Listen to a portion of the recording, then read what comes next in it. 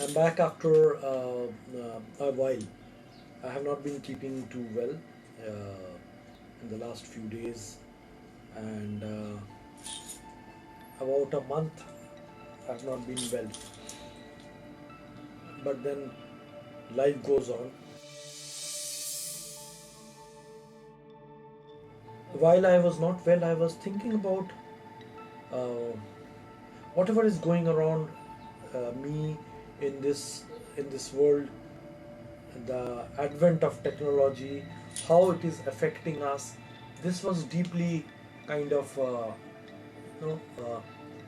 Uh, I was thinking about it. Uh, every second day, there is a new technological advance um, in terms of gadget, in terms of affecting our lifestyle.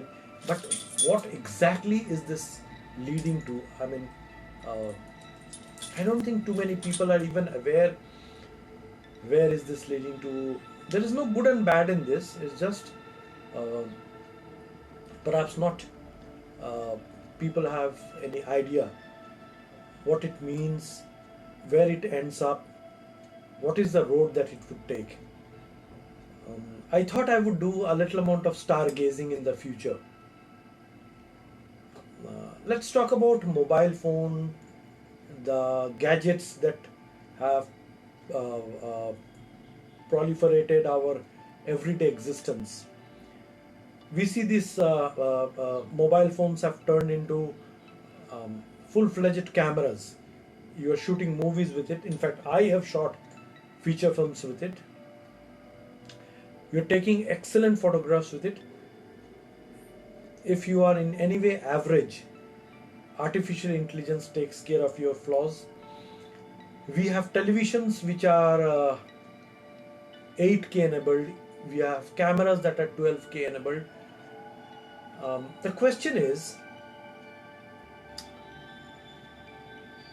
what is the use or what is the benefit out of this?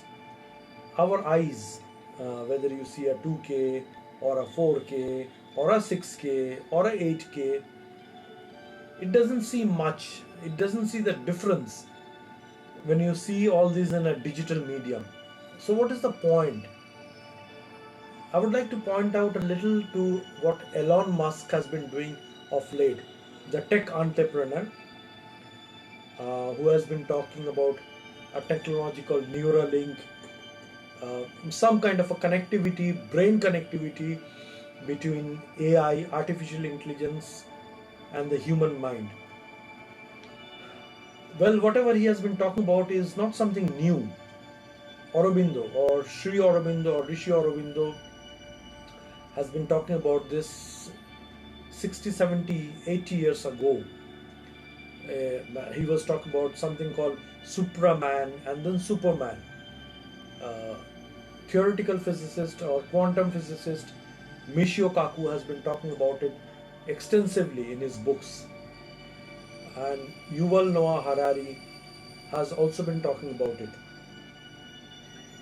What I feel as a philosopher and as a regular tech user is that there will be a time, and the time is now, where to substantiate consumerism, to substantiate such kind of technologies, to keep these technologies relevant, whether this mobile phone or televisions or whatever gadgets, uh, the companies, and there would not be many companies, there would be a handful of companies that will start modifying our body. Yes, I'm talking about body modification, brain modification, eyesight modification, hearing modification, everything.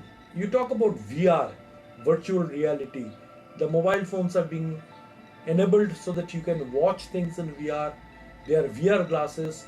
You can take photographs in VR. But our human physical body has certain limitations. To overcome these limitations, there would be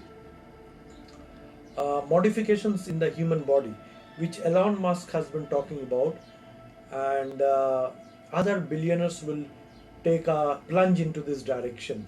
So maybe in 10 years, 15 years, 20 years, there will be an actual merging or a marriage between AI and the human body. So we will have silicon fibers in our body.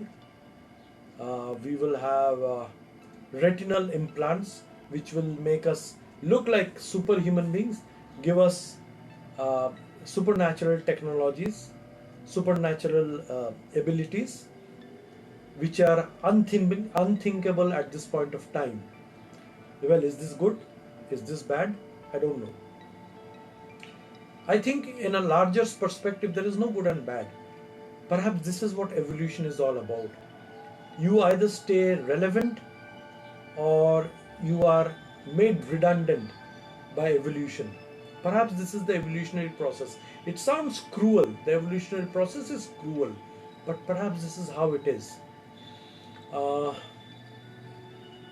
so we will have our consciousness uploaded into the virtual world.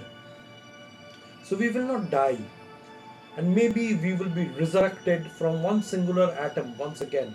So we will have our parents, grandparents, our loved ones who have died. We will resurrect them, and we are looking for some kind of a immortality, because that's what drives the human species or the human race. We will colonize other planets.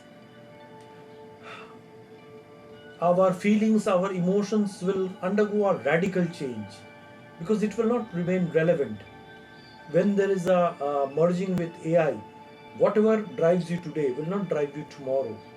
Perhaps only existentialism, the need to survive, the need to replicate is what will drive you. But our human feelings of love, emotion, attachment, bonding, fear, this will change. The more we step into virtual world, into the world of artificial intelligence, and more there is a connectivity between this artificial world and VR, the more our perspective, our philosophies, our truth factors, everything will change. Is this exciting? Do I look forward to? Do I look forward to, or do I live to experience all of it? Yes, I do. I do want to experience all of it. I don't know whether I would experience it with sadness at having lost my previous world. Maybe by the time I get to experience it, my theories on sadness, feelings, emotions will have all undergone a big, massive, uh, teutonic change.